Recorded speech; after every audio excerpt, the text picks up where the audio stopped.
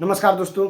उद्धव ठाकरे के पार्टी के प्रवक्ता आनंद दुबे जी के बारे में तो आप लोग जानते ही होंगे। आजकल ये महोदय मीडिया में आकर अभी पता नहीं चल पा रहा है कि ये बीजेपी के साइड ले रहे हैं या फिर अपनी पार्टी की साइड ले रहे हैं। एक बहस के दौरान आप लोग स्वयं अंदाजा लगा लीजिए कि किसके साइड ले रहे हैं। वैसे में मेरे ख्याल से तो आनंद दुबे जी को भाजपा में होना चाहिए। खैर, आप लोग खुद ही अंदाजा लगा लीजिए। भाई नमस्ते, सभी को राहुल सादर गांधी यहाँ प्रणाम। हाँ जी। हम तो महादेव के भक्त हैं साहिल भाई। हम तो उनके चरणों के धूल हैं। जो विष महादेव ने पिया था उस विष को हम देख भी नहीं सकते, इतनी औकात हमारी नहीं है। यहाँ विषय है कि हमें मुद्दों पर लड़ना होगा। भारतीय जनता पार्टी से तो लड़ेंगे हम लोग, ये आरएसएस से क्यों लड़ते हैं हम लोग? आरएसएस तो एक सामाजिक सांस्कृतिक संगठन है। आरएसएस को राजनीति में लाकर क्यों अपनी दिशा हम बदलते रहते हैं? और ये जो वोट चोरी, ये जो एसआईआर, ये सब मुद्दे क्या जनता को सरोकार करते हैं? ये मुद्दे क्या जनता को पसंद आते हैं? 40 साल से उत्तर प्रदेश में कौन सा वोट चोरी हो रहा है? बिहार में कौन सा वोट चोरी हो रहा है? गुजरात में कौन सा वोट चोरी हो रहा है? पश्चिम बंगाल में कौन सा वोट चोरी हो रहा है? वोट चोरी जैसे मुद्दे जनता को पसंद नहीं आ रहे हैं। जनता को पसंद आ रहे हैं तो नीट के पेपर लीक होने वाले मामले, जनता को पसंद आ रहे हैं तो डॉलर के मुकाबले रुपया कमजोर क्यों होता जा रहा है, जनता को पसंद आ रहा है तो अच्छे दिन कहां चले गए, जनता को पसंद आ रहा है कि बहुत हो गई महंगाई की मार, अब की बार मोदी सरकार। अरे हमें मुद्दे बदलने होंगे। हमें एकत्रित आने से काम नहीं चलेगा। हमें स्वर्ग देखना है तो मरना होगा। हमें कुंदन बनना है तो तपना होगा, जलना होगा, सहना होगा। हमें एकत्रित आने से काम नहीं चलेगा जब तक हमारे विचारों की जनता तक पहुंच हम नहीं कर पाते। हम 24 घंटा अपने आप को खपा नहीं देते, 24/7 जनता के बीच में रह के उनके मुद्दे नहीं उठाते। राजनीति पार्ट टाइम जॉब नहीं है साहिल भाई, अपने आप को खपाना होगा। मैं बार बार कह रहा हूं, बीजेपी को हराना है तो बीजेपी से बेहतर बनना होगा। कह रहे हैं जरा बता दीजिएगा आप। सभी विपक्षी दलों को, ये बात सभी विपक्षी दलों को जो इंडिया गठबंधन में है, भारतीय जनता पार्टी को हराने के लिए अपने आप को समर्पित करना होगा, खपाना होगा। क्या हम उस लाइन पे काम कर रहे हैं? क्या हम संगठन पर काम कर रहे हैं? क्या हम जनता की नब्जों को पकड़ रहे हैं? अगर ये सब हम नहीं कर पा रहे हैं तो खाली बैठक करने से कुछ होता तो बैठकें तो बहुत होती हैं इस देश में, बैठकों से कुछ नहीं होगा। आपको जनता के अंदर घुसना होगा। बीजेपी 2014 से पहले क्या थी? 10 साल मनमोहन सिंह जी की सरकार थी, लेकिन एक आदमी, एक चेहरा आता है और पूरे बीजेपी को आसमान में बिठा देता है। क्यों जानते हैं? क्योंकि वो जनता के नब्ज को जानते हैं, जनता के मुद्दों को जानते हैं, जनता की बोली बोलते हैं, सनातन का सम्मान करते हैं, हिंदुत्व का आदर करते हैं। ये सब चीजें भी मायने रखती हैं। और राम लला भगवान के चरणों में नतमस्तक होकर समूचे विपक्ष को अयोध्या चलना चाहिए। चलो अयोध्या, और राम भगवान हमको सद्बुद्धि दो, हमें ताकत दो। हे दुर्गा माई, मुझे लग रहा है हमें कि ताकत दो। जहां पर आप बैठे हुए हैं वहां से उठकर प्रेम शुक्ला जी के बगल में जाके बैठेंगे, ऐसा मुझे लग रहा है। अयोध्या जब जाएंगे तब जाएंगे, लेकिन फिलहाल तो ये नजर आ रहा है कि आप शायद वहां से उठ के वहां जाके बैठने वाले। देखिए प्रेम शुक्ला जी भी मुस्कुरा रहे हैं उस बात को लेकर। जय श्री राम। आशुतोष जी, ये क्या हो रहा है? अगर जय श्री राम बोलने से हम जाने वाले हैं तो मरना पसंद ये करेंगे। कौन किसका प्रतिरोध कर रहा है? ठीक है, देखिए आनंद जी, कौन किसका प्रतिरोध कर रहा है?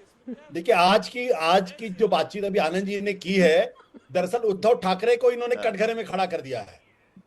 तो अब आनंद जी अपनी पार्टी से विद्रोह कर रहे हैं या अपनी पार्टी को सलाह दे रहे हैं, ये मुझे नहीं मालूम। लेकिन हाँ, ये बात सच है कि जो बात उन्होंने कही है, अच्छी नसीहत इन्होंने उद्धव ठाकरे को दी है और आदित्य ठाकरे को दी है कि भैया घर में बैठ के, मातोश्री में बैठ के आप राजनीति करने से कुछ नहीं होने वाला।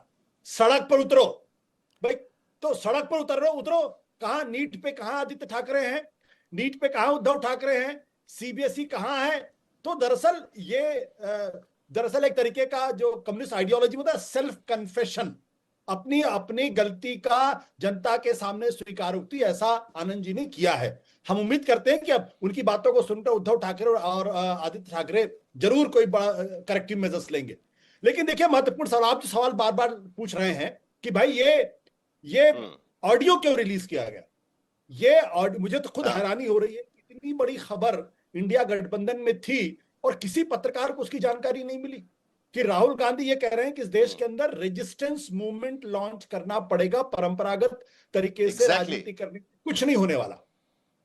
जब उनको लगा कि ये बात जनता तक नहीं पहुंच रही है, तो सरकार को संदेश जाना चाहिए कि कांग्रेस चुप नहीं बैठने वाली है, विपक्षी दलों को भी ये मैसेज जाना चाहिए, इंडिया गठबंधन को भी जाना चाहिए, और पब्लिक के अंदर भी ये मैसेज जाना चाहिए कि कांग्रेस पार्टी अब चुप नहीं बैठेगी इस पूरे मसले पर। और इसी के साथ साथ 17 तारीख, जो मेरी जानकारी अभी तक है, जितना मैंने कलेक्ट किया है, 17 अक्टूबर को कोटा में जाके पेपर लीक, नीट, सीबीएसई के सवाल पे छात्रों के साथ कांग्रेस पार्टी लेकिन आशुतोष जी, आशुतोष, आप तो रेजिस्टेंस की लड़ाई लड़ चुके हैं, आप खुद रेजिस्टेंस की लड़ाई लड़ चुके हैं। ये कौन सी नई बात है? विपक्ष का काम है रेजिस्टेंस की लड़ाई लड़ना।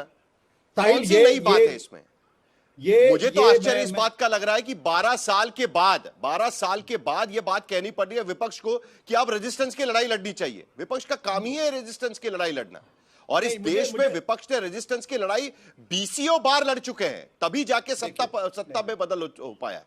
नहीं, मुझे नहीं लगता कि ये सामान्य घटना है। मैं बिल्कुल इस बात से सहमत नहीं हूं, और ना मैं इस बात को मानने के लिए तैयार हूं कि 2014 के पहले भारतीय जनता पार्टी ने कोई बड़ा रेजिस्टेंस मूवमेंट इस कंट्री में लॉन्च किया। मुझे नहीं जानता, मैंने तो बहुत कवर किया, मैंने बहुत देखा, इसलिए मैं इससे संपर्क नहीं।